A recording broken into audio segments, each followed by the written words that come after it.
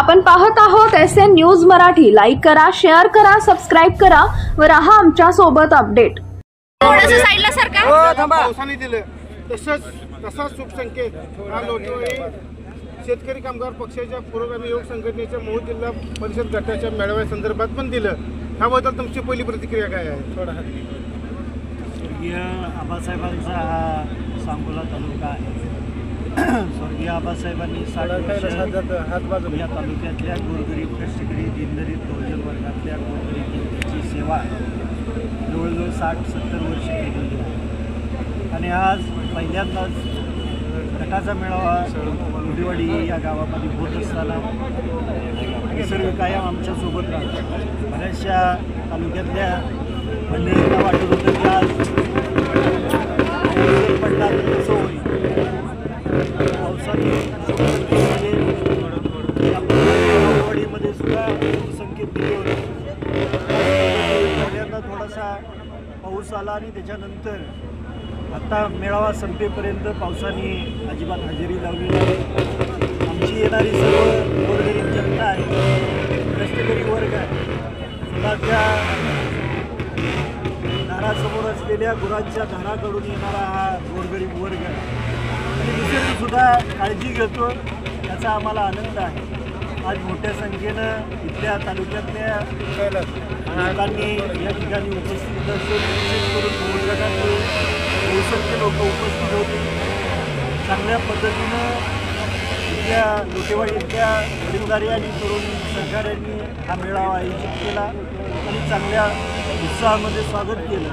विशेष करून त्या सावंताजीचं मनापासून आभार मानेन आणि जीवनभर हा प्रसंग माझ्या आठवणीत राहील की ज्या पद्धतीनं स्वर्गीय आबासाहेबांचं स्वागत त्या आजी आबासाहेब गावामध्ये आल्यानंतर औक्षण करून करत होत्या, त्याच पद्धतीनं आज त्या आजीनं आबासाहेबांचा नातू आमदार झाला आहे आणि आज गटाचा या ठिकाणी मोठा पक्षाचा कार्यक्रम आहे आणि आबासाहेबांचा विचार जपण्यासाठी लोक प्रयत्न करत आहेत आणि त्याच्यासाठी मी आबासाहेबांचा नातू येतोय म्हणून अंधारात सुद्धा 70च्या आसपास असणाऱ्या त्या आजी रस्त्यावरती थांबल्या होत्या।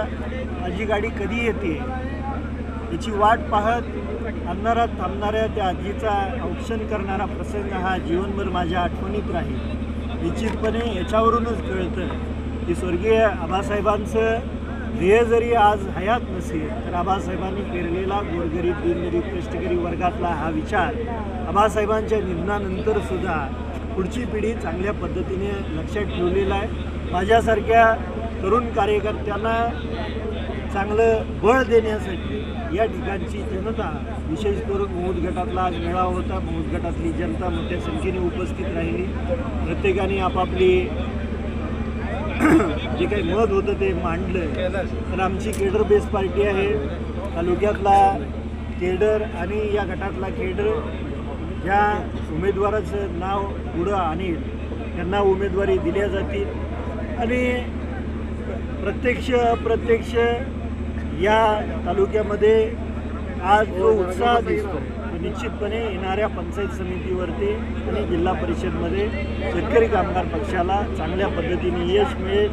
72 पासून या पंचायत समितीवरती स्वर्गीय आबासाहेबांच्या मार्गदर्शनाखाली लाल बावटा तेजाने दिमाखात पडकत आबासाहेबांनी ठेवला होता आणि कार्यकर्त्यांनी त्याच्यासाठी कष्ट घेतलं होतं। भविष्य काळामध्ये येणाऱ्या येऊ घातलेल्या पंचायत समितीच्या आणि जिल्हा परिषदेच्या निवडणुकीमध्ये परत एकदा तोच लाल बावटा दिमागात फडकत ठेवण्यासाठी इथला कष्टकरी वर्ग शेतकरी कामगार पक्षाचा कार्यकर्ता चांगल्या पद्धतीने जोमाने उत्साहाने कामाला लागलेला दिसून येतो आणि माझ्यासारख्या नौक्या आणि अनुभव कमी असणाऱ्या उमेदवाराला त्यांनी निवडून दिलंच, पण येणाऱ्या निवडणुकीमध्ये सुद्धा बाबासाहेबाचं मान कुठेही खाली जाणार नाही याच्यासाठी कष्ट घेणारा हा आमचा कार्यकर्ता आहे। आबासाहेबांवर प्रेम करणारी जनता ही तशीच तुमच्यावर प्रेम करते, त्याबद्दल तुमची काय प्रतिक्रिया आहे?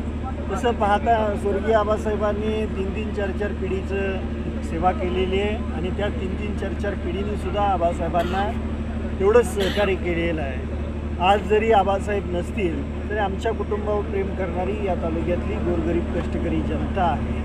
निश्चितपणे काही मंडळी जरी गेली असतील तरी विशेषतः मंचावरून भाषण करत असताना सर्व वक्त्यांना मी नेहमीच विनंती करतो की कुणावरती टीका टिप्पणी करणं योग्य नाही. आबासाहेबांचा तो विचार नव्हता. आज काही मंडळी आमच्या उणिवामुळं किंवा माझ्या उणिवामुळे त्यांना माझे विचार पटले नसतील आणि त्या कारणाने त्यांनी पक्षाची फारकत जरी घेतली असेल तर त्यांचे आबासाहेबांना आणि पक्षाला त्यांनी केलेलं सहकार्य हे कायम आम्ही ऋणात ठेवतोय आणि त्यांच्यावरती कोणीही चुकीचे शब्द उद्गारणं हे आम्हालाही योग्य वाटत नाही. आणि आज ज्या पद्धतीनं या तरुणांमध्ये आणि विशेष करून ज्येष्ठ मंडळींमध्ये हा उत्साह आहे आणि स्वर्गीय आबासाहेबांचा विचार टिकला पाहिजे याच्यासाठी कष्ट करणारी जनता आहे. माझ्या निवडणुकीमध्ये ज्या चप्पल शिवणारे जे काही आबासाहेबांचे कार्यकर्ते होते किंवा भाजी विकणाऱ्या ज्या काही मावश्या होत्या त्यांनी मला सहकार्य केलं, त्यांनी येऊन मला पाठबळ दिलं. त्याच पद्धतीनं आज ज्यावेळेस मी म्हणजे लोटेवाडी नगरीमध्ये प्रवेश करत असताना त्या सावंत आजीनं ऑप्शन केलं. याच्यावरूनच कळतं की ही जनता माझ्यापेक्षा मी खूपच बारका कार्यकर्ता आहे, पण ज्या पद्धतीनं आबासाहेबांनी हा विचार टिकवलेला आणि तो विचार टिकवण्याची जबाबदारी आता आमच्या खांद्यावर जरी आली असली तरी त्याला पाठबळ देणारी ही जनता आहे. जनतेमुळंच आम्ही आहोत, ते कदापि विसरणार नाही. आणि निश्चितपणे भविष्यकाळामध्ये इथल्या कार्यकर्त्यांच्या ज्या काही अडीअडचणी असतील, जो काही विकास करायचा असेल त्याच्यासाठी आम्ही कटिबद्ध आहोत. स्थानिक स्वराज्याच्या निवडणुकीच्या ते 16 लढत काय गौडवाडीमध्ये जो उच्चार केला निश्चितपणे आम्ही स्वबळाची तयारी करतोय. कार्यकर्त्यांचं म्हणणं आहे की आपण निश्चितपणे इथल्या शेतकरी कामगार पक्षाच्या कार्यकर्त्यांना संधी मिळणं गरजेचं आहे. आम्हाला आमच्या विधानसभेला ज्यांनी मदत केली, विशेष करून महाविकास आघाडीतल्या घटकांनी, त्यांनाही आम्ही सोबत घेणार आहोत.